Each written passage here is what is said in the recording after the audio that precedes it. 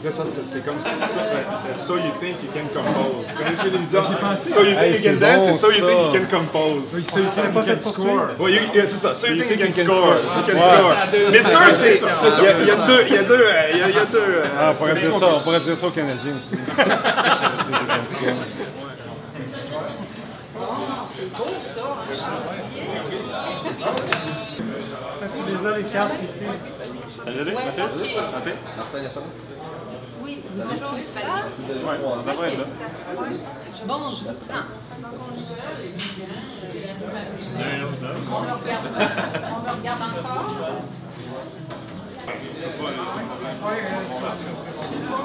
C'est correct, ça paraît qu'il y a du monde.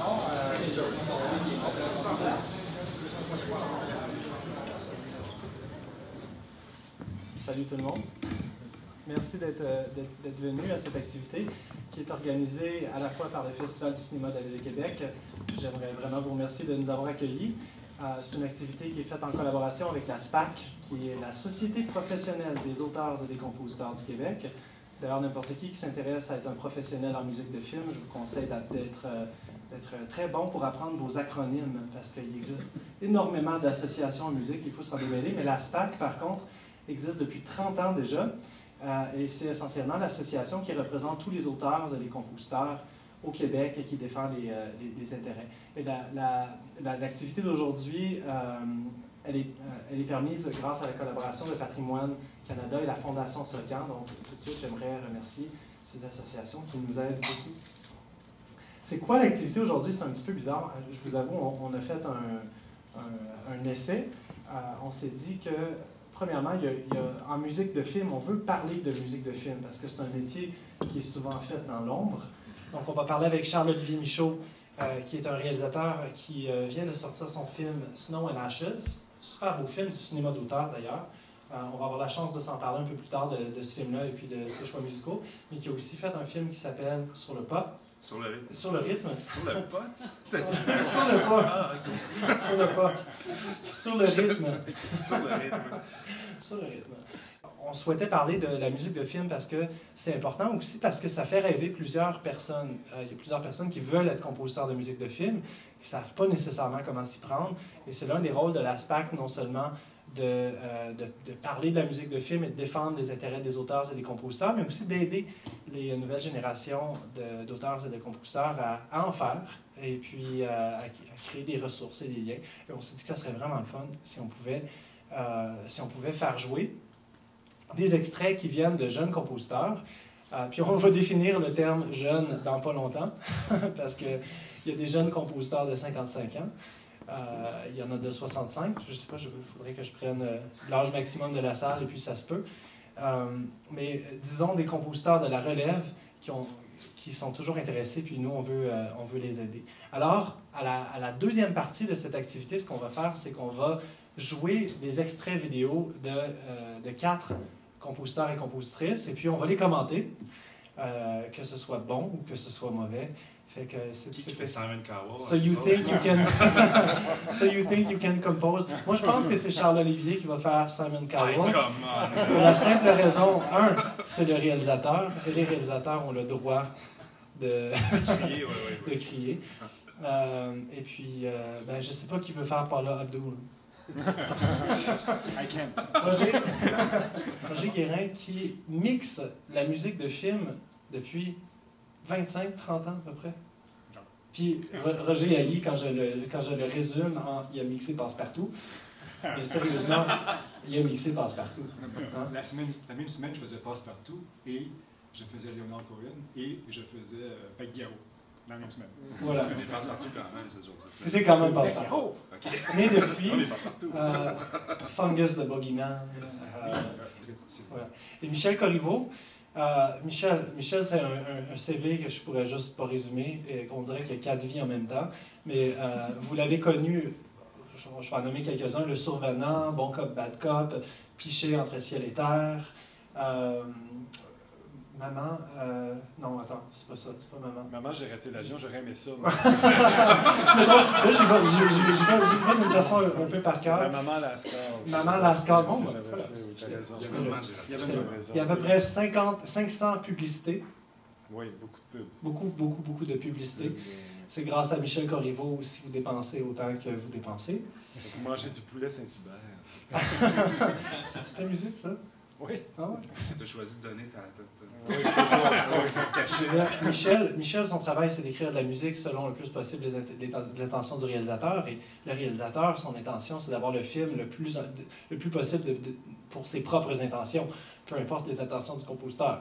Puis Roger, lui, il fait le pont de tout ça avec le son, avec la musique. Puis c'est toi, ultimement, qui est là pour décider si la musique est moins forte, plus forte, avec les directives du réalisateur. OK, juste pour dire le mot « décider », il ne faut pas oublier que mixer est un geste démocratique. Ouais. Toi, tu as connu les publicités. J'ai connu les publicités aussi. Quand tu as un zoo de 12 personnes qui ont 14 opinions, c'est un geste démocratique. Alors, il faut rendre ça cohérent, oui. Ouais. On essaie d'y mettre du sien, mais décider, je trouve que c'est en minuscule. OK.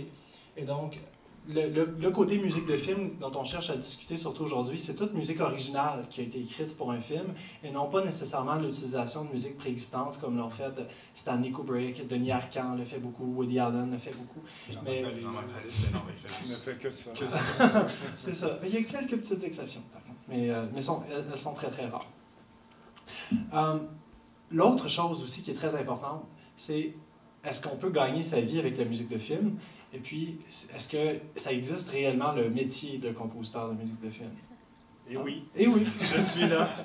Cymbales, je veux pas de trombone, je veux pas ça. Ça arrive-tu des fois que t'en mets pareil? Puis en te disant que peut-être que quand il disait qu'il voulait pas de cymbales, il voulait juste dire je veux pas accentuer un moment. Absolument. Ouais. Oui, tout à fait. Puis dépendant, là, on se connaît pas, là, c'est plus grand que moi. Je pense jamais. Mais souvent, c'est ça, c'est très bon ce que tu dis, c'est plus un effet que le compositeur a eu un tic d'appuyer telle affaire avec une cymbale. Il t'arrive toujours sur un plan avec un temps fort, puis il l'appuie avec une cymbale, puis finalement, lui, tout ce qu'il entend, c'est la petite cymbale. Il dit, ça ne veut pas dire que la cymbale est proscrite complètement au film, parce que là, tu as besoin de tes outils puis tu peux le faire comprendre. C'est dans l'endroit où elle est utilisée aussi. C'est ça, c'est vraiment trouver un point milieu. Parce que, puis aussi, on travaille, ça on ne t'a pas dit, mais on travaille beaucoup avec des références. Je sais pas toi, tu as pas de travail avec des références, là, mais moi, quand j'ai fait, par exemple, Cinéma Natchez, je suis arrivé avec, j'ai présenté, bon, toi, c'était Ennio Morricone, c'est Johnny Greenwood qui a fait There Will Be Blood. Je suis arrivé avec ça, c'était juste des quatuors à cordes, puis il n'y avait pas de percussion, c'était épuré comme musique, puis c'était très, très lourd et grave. Donc, on appelle la micro-polyphonie pour les musiciens. Ouais. Ici, mais c'est essentiellement de la musique tellement dense, il y a une note à peu près par ligne sur une portée. Non, c'est... Puis comme je parlais avec comme le compositeur, à un moment donné, je faisais écouter un son, puis il ne comprenait pas c'était quoi. Puis Claude Lamotte, qui est tu connais Claude Lamotte, le violoncelliste extraordinaire, lui, il a dit, il était sur une espèce de podium, il avait son violoncelle, puis là, Claude, c'est un gars, il est dedans, c'est un gars hyper créatif, puis là, il a dit, Charles, arrête de parler, là. J'ai dit, OK. Puis là, il a désaccordé de 1 octave son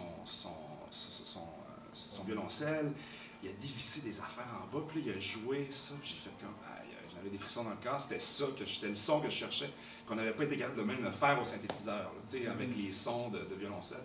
Ça a été vraiment... Claude, il l'a compris. C'était vraiment un travail collaboratif. La musique, pour moi, c'est un des endroits où je tripe le plus.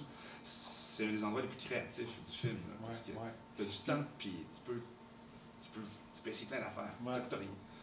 Tout à fait. Puis c'est important de dire ça aussi, que la musique, il y a une étape dans le film où le flambeau se passe des gens de l'image vraiment aux gens du son. C'est là que la rupture se fait.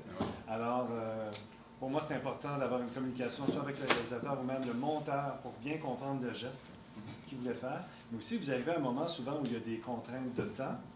Vous avez un réalisateur qui, lui, il garde son point de vue, puis c'est super important. Moi, je pense que plus un réalisateur garde son idée de départ de projet, meilleur va être le film, parce qu'il l'a vu. Et comme compositeur, ben là, vous avez 3 semaines pour finir le film. Et là, vous venez de passer un après-midi à trouver un son de violoncelle. Alors, vous devez gérer ces choses-là. Alors, non seulement comme compositeur, vous devez être musicien créatif, imaginaire et métaphorique, mais vous devez être quelqu'un de super bien organisé. Très efficace. C'est l'organisation, c'est 50% du succès. Prenez pas des notes la première fois que vous le regardez avec le réalisateur. Quand le réalisateur vous montre son film pour la première fois, vous êtes dans le secret des dieux. Vous êtes le premier à le voir, à part le monteur et le producteur, avant les investisseurs. Souvent, même les producteurs n'ont même pas vu quand le compositeur le voit. Souvent, exactement. Alors, c'est de... Et quand vous visionnez le film pour la première fois, le réalisateur et le monteur veulent avoir le point de vue d'un artiste. Ils veulent avoir votre feedback. Alors, si vous prenez des notes, ça va prendre une musique là, qu'est-ce que tu as fait là? Rendu à la fin, vous dites, puis, qu'est-ce que tu en penses? La musique en Simonac, c'est pas ça qu'ils vont entendre. Non. Il y a aussi le fait aussi que... votre impression. Pour encourager ça aussi, c'est que l'écouter ça, c'est une bonne chose aussi pour ne pas se faire avoir par l'histoire. Ou bien se faire avoir par l'histoire, savoir pourquoi je suis ému. Ça fait juste que tu t'imprègnes du film, c'est très important. Absolument. Puis quand tu fais ton repérage, tu fais des sessions de repérage, mais là, tout de suite, quand le réalisateur a rendu à la deuxième ou troisième bobine tel personnage, là, tu peux lui dire, parce que ça fait 4 fois, 5 fois que tu le vois, peut-être même tu as lu le scénario, là, tu dis, oui, regarde, là, on pourrait prendre le thème qu'on a pris pour telle scène, qu'est-ce que tu en penses? Puis là, l'idée vient de partir. La musique est vraiment quasiment un personnage dans le film parce qu'elle n'appuie jamais l'émotion. Elle est totalement libre d'elle-même. Donc, il n'y a pas vraiment de relation entre la musique et l'image. Elle ne cherche pas à marquer les mouvements. Non, puis c'était voulu comme ça. Puis à chaque fois que le compositeur tombait dans des moments j'étais là, non, enlève ça. Fait que, ouais, c'était vraiment une atmosphère. Non, mais là, c'est plus qu'une atmosphère, c'est vraiment comme une mélodie. Puis ça aussi, c'est le thème du film qui revient au piano et au violoncelle. Okay. À différents moments, puis là, on le joue au complet. C'est seulement, cette musique-là joue seulement quand le personnage principal est seul. Donc, il n'y a jamais d'autres personnages autour avec cette musique-là.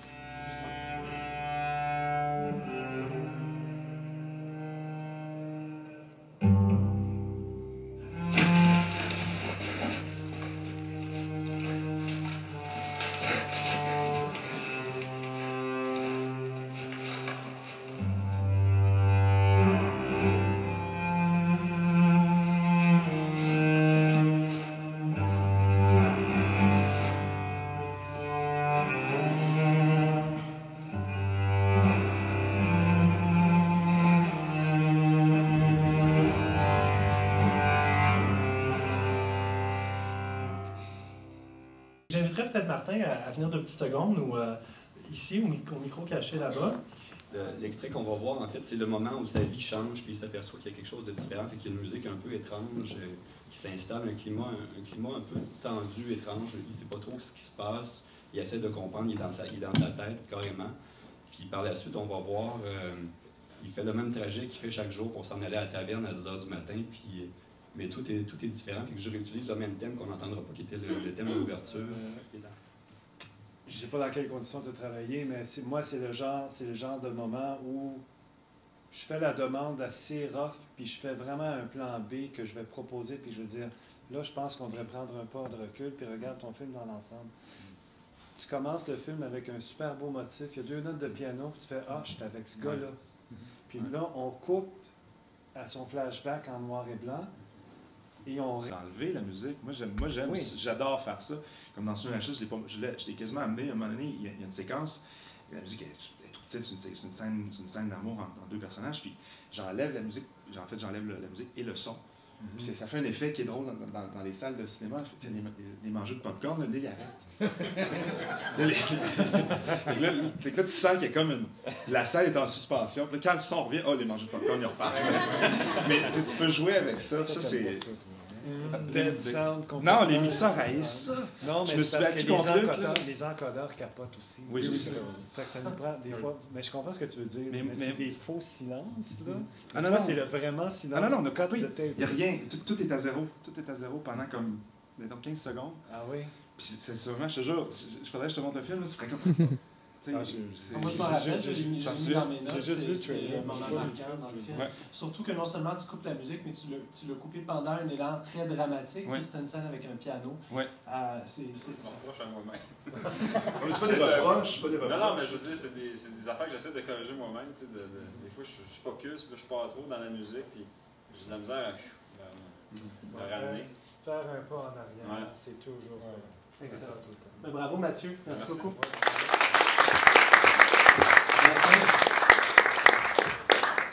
Donc, Jacinthe, comment décrire Jacinthe en 30 secondes? Ben, encore là, Jacinthe, c'est une musicienne qui s'intéresse à la musique de film depuis longtemps, au point où tu as décidé de pousser tes études à l'université et même dans le programme de musique de film à Montréal. Et puis, sinon, ben, tu es une interprète, tu fais plusieurs tournées, puis tu as fait quand même plusieurs projets de court-métrage, dont un, si je ne me trompe pas, qui a gagné un prix pour la musique. Ben, j'ai participé à ce court-métrage-là. En fait, j'ai fait une pièce dedans. OK. Qui a gagné à Hollywood un Merit, Award of Merit. Pour la musique? Oui. Donc là, on a des hauts bâtons. C'est Les Trois petits cochons de Frédéric Fortier.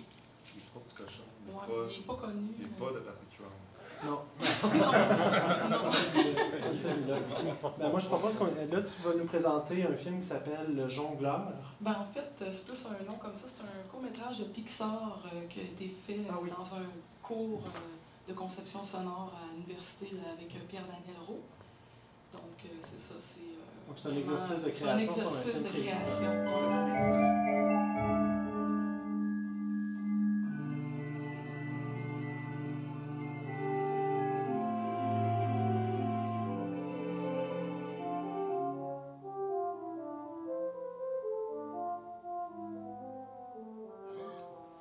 Cette fois-ci, je pose la question en fin de compte, parce que le reverb du piano, lorsqu'on est, j'imagine, dans la selle, si j'ai bien compris. Ben, en fait, je savais que tu allais me taper un peu sur mais c'est parce que c'est vraiment l'utilisation de finalé. J'ai mis un petit peu de reverb. J'ai pas fait de mixage final du tout.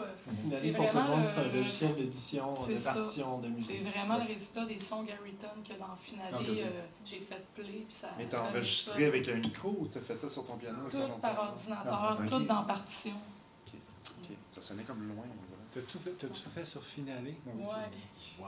Ça, c'est quelque chose. Oui, ça, c'est comme utiliser les nouvelles calculatrices en mathématiques au secondaire. Non, c'est quelque chose. Ouais. C'est très théorique. C'est un programme qui est vraiment dédié à l'orchestration, aux partitions, et non à l'enregistrement. Même à l'imprimer, la partition. Exactement. Plus que d'autres choses. J'ai toujours dit aux gens qui viennent me voir, je me fais un studio chez nous, ventilation, speaker. Ventilation, oui. C'est les deux premières affaires. C'est vrai. Sortir l'ordinateur de la pièce. Sortir, oui. Ou le mettre dans une boîte. Ventilation, mais avoir une bonne écoute va te permettre de travailler plus confortablement, d'avoir les idées plus claires. Une bonne ventilation, c'est vraiment important. Puis même ton choix d'instrument va être modifié, because ce que tu reçois, ta perception va se modifier. C'est l'effet papillon à un autre niveau, là, mais c'est vraiment ça. Et musicalement, interaction musique-image, l'équipe? Écoute, moi, je trouve que c'est pas loin d'impeccable ce que tu as fait. Je trouve que d'écrire, surtout écrire pour le dessin animé, j'en parlais tantôt justement avec Kathleen de la Socan, que les compositeurs de musique de dessin animé sont peu reconnus et ça prend un vocabulaire immense. Il faut toujours que tu sois là, il faut toujours que tu captes l'attention et que tu dois raconter l'histoire avec un découpage extrêmement serré. Ton idée, ton espèce de thématique un peu sérielle avec des sonorités qui rappellent les cloches de vélo au début, c'est grave. Je veux dire, à part la qualité sonore, pour moi, c'est spot on, vraiment. Le vent sur la selle, puis après ça, ton piano dans le reverb qui est semi-mélancolique au début, jusqu'à ce qu'il se mette à jongler. Alors, j'invite tout le monde à aller prendre une bière de l'autre côté. C'est fait pour tout le monde? Non, non, mais vous pouvez m'envoyer. Mais on s'en va de l'autre côté. Et puis, moi, je reste. Merci beaucoup, Mathieu. Merci à tout le monde. Merci à la staff, à la